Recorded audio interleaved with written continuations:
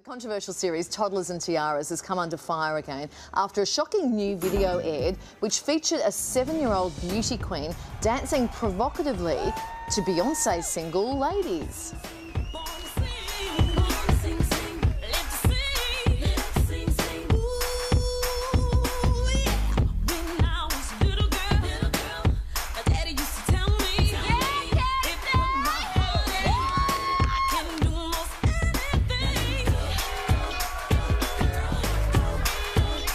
Yeah, the video is even more concerning in light of new research which found girls as young as 6 want to be, quote, sexy.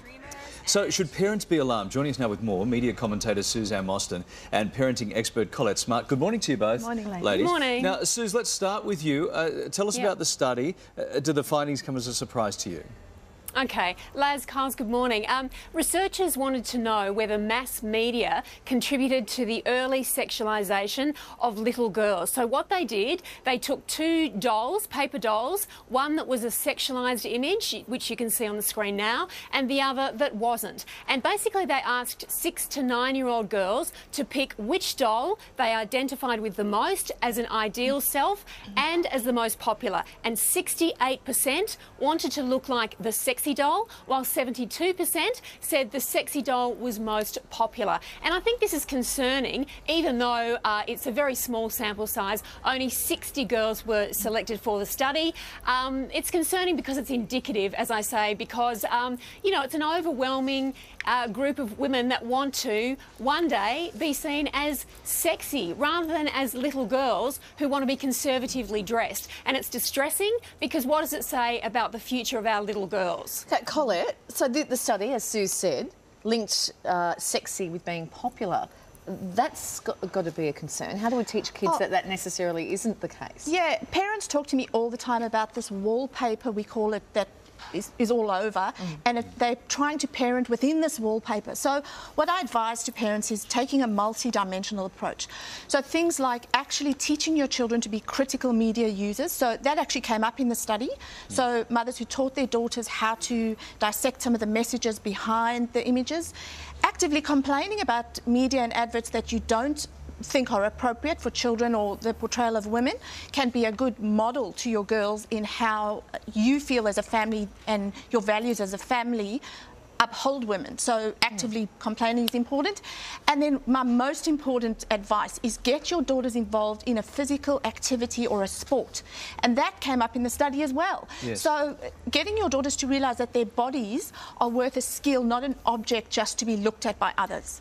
Yeah. Suze, how do we get to this point? How do we get to this point where pressures to be sexy extend to a 6-year-old or a 7-year-old? Where are we at?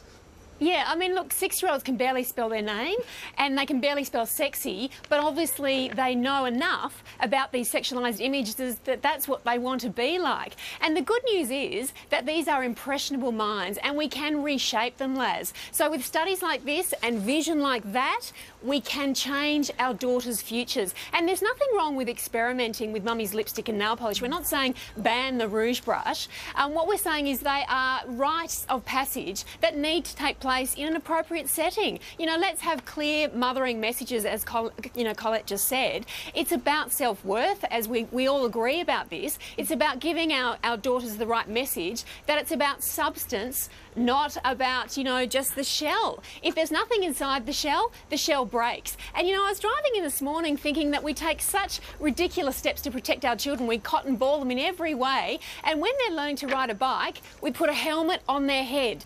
And yet we don't talk about what goes into their brains every day with these messages. So why don't we think about putting a filter through our messages that come out of our mouths and what we pour into our daughters' brains every day? You know, if we're going to put a helmet on their heads with riding a bike, let's put a filter through what goes into their brains about messages about their self and their womanhood. Why don't we start there? Collett, how does a mother's self-image affect how her daughter perceives herself, how the mother perceives herself. I love a lot of what Sue said. It was fantastic. As a mum, what came out in the study is, interestingly, a mother's religiosity came out in the study, but also things like how a mother views herself. So mums, stay away from looking in the mirror and do the fat talk, does my bum look big in these jeans and so on. Your girls, it really supports social learning theory, which is basically kids are impressionable, so they learn by watching, by imitating, so they are learning a lot of their mum's behaviours.